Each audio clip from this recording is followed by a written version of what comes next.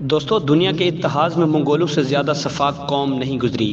یہ وہ قوم ہے جس کے ہاتھوں عباسی سلطنت کا خاتمہ ہوا اور مسلم تہذیب اپنے زوال کو پہنچی۔ ان میں انسانیت نام کی کوئی چیز نہیں تھی۔ یہ لوگ جانوروں سے بدتر انسانی خون کے پیاسے اور کسی مہذب معاشرے کے قانون اور اقتدار سے اجنبی تھے۔ چنگیز خان کہا کرتا تھا کہ مجھے سب سے زیادہ مسرت دشمنوں کو فتح کر کے، ان کا تعاقب کر کے، ان کے گھر والوں کی آنکھوں میں آنسو دیکھ کر، ان کے گھوڑوں کی پشت پر سواری کر کے اور ان کی بیٹیوں اور بیویوں کو اپنے تصرف میں لا کر ملتی ہے۔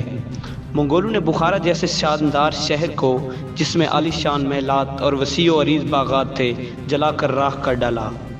انہوں نے سمرقند میں 10 لاکھ افراد کو قتل کیا، جبکہ خوارزم شہر میں 12 لاکھ افراد کو تطیق کیا۔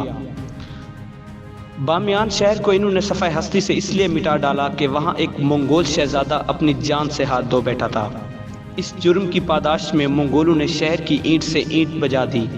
حکم یہ تھا کہ ماؤں کی پیٹ میں بچوں کو بھی زندہ نہ چھوڑا جائے۔ چنانچہ ماؤں کے پیٹ پھاڑ کر وہ بچے بھی مار دیے گئے جو ابھی پیدا بھی نہیں ہوئے تھے۔ منگول جہاں جاتے تھے وہاں انسان کھوپڑیوں کے مینار بناتے، ہزاروں لاشوں کی اجتماعی قبریں بناتے اور جانوروں کو بھی قتل کر ڈالتے۔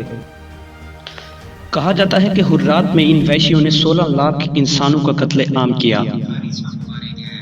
ان شہروں کی تباہی کے نتیجے میں ہزاروں دانشور، شاعر، اسکالر، مصور، لکھاری سب مارے گئے۔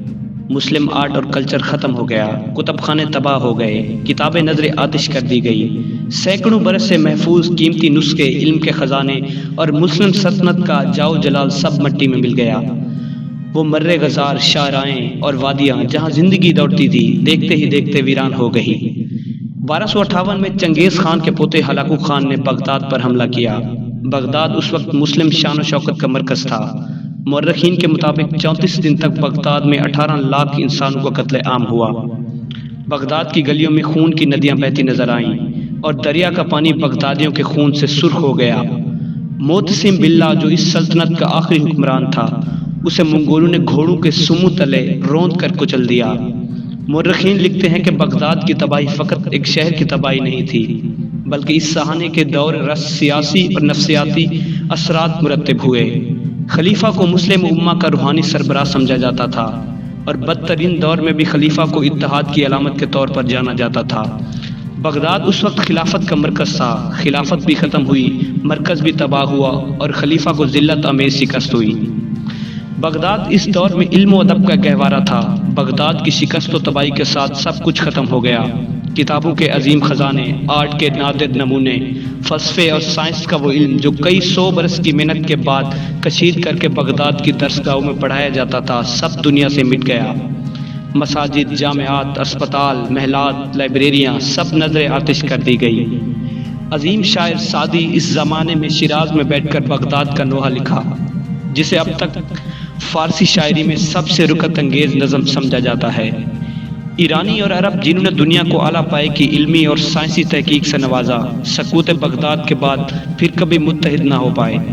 عربی جو صدیوں تک ایران میں مذہب، سائنس اور فلسفے کی زبان رہی تھی، اور تمام حکماء اور سائنسدان اسی زبان میں تحقیق کرتے تھے، سقوط بغداد کے بعد اس زبان کا اشتراک بھی تقریباً ختم ہو گیا۔